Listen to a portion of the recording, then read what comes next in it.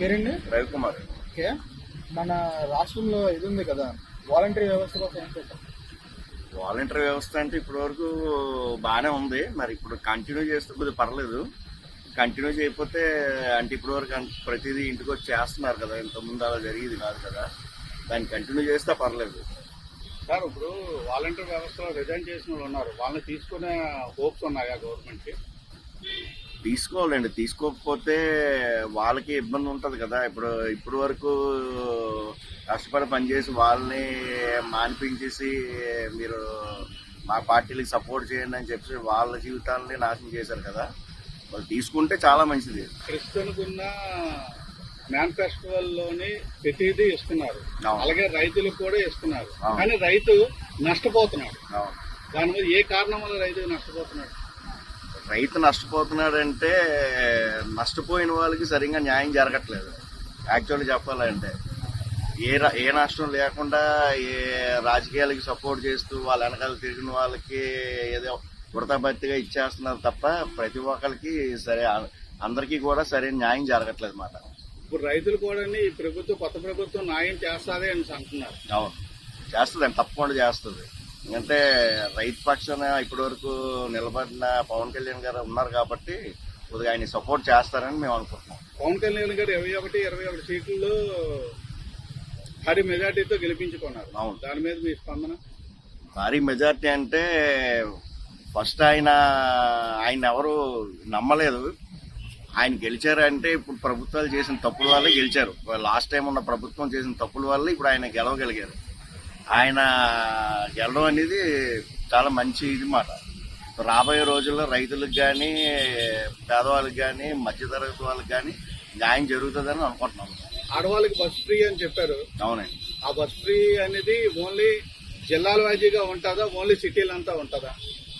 అదే ఏ విధంగా ఉంటే మంచిది?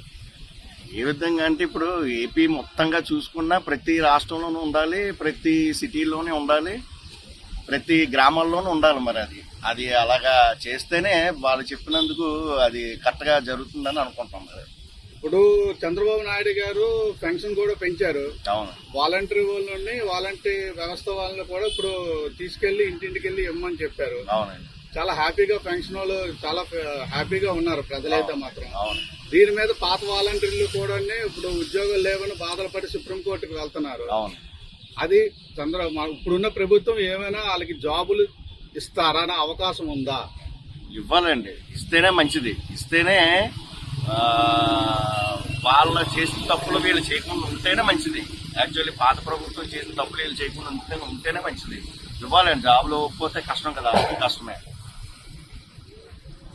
రాజధాని కింద అమరావతి ఉంటే బెస్ట్ అంటారా, లేదా విశాఖపట్నం ఉండాలనుకుంటున్నారు?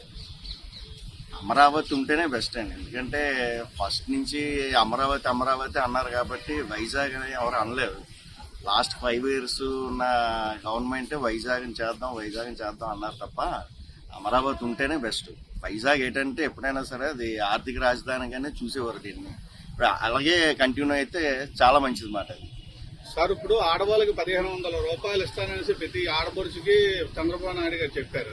1500 ప్రతి ఆడపడుచుకి ఇంటింటికి ఇస్తానని, అలాగే 15,000 రూపాయలు కూడా అమ్మఒడి కూడా ఇస్తానని చెప్పారు. రాష్ట్రం ఇంత అప్పుల్లో కూరుకుపోయి వచ్చిన తర్వాత ఎన్నాళ్ళు పడుతుంది అతను ఇవ్వడానికి మీ అంచనా ప్రకారం?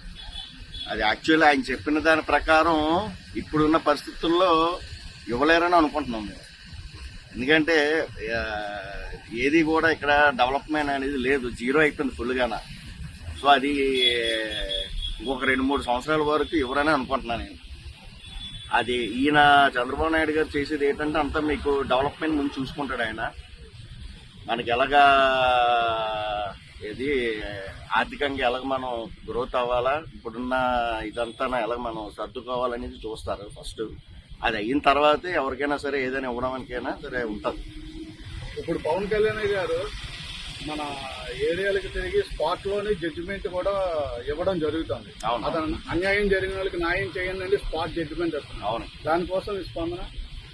స్పాట్ జడ్జిమెంట్ అంటే ఇప్పుడు ఎవరికైనా సరే ఏదైనా జరిగిందంటే మనం దానికి వెంటనే రియాక్షన్ ఇవ్వాలా, దాన్ని సాల్వ్ చేస్తేనే అది యాక్చువల్ ఇదే అవుతుంది, కరెక్ట్. అది ఇప్పటివరకు అది జరగలేదు, ఇక ముందు అది జరుగుతుందని చెప్పి అనుకుంటున్నాం.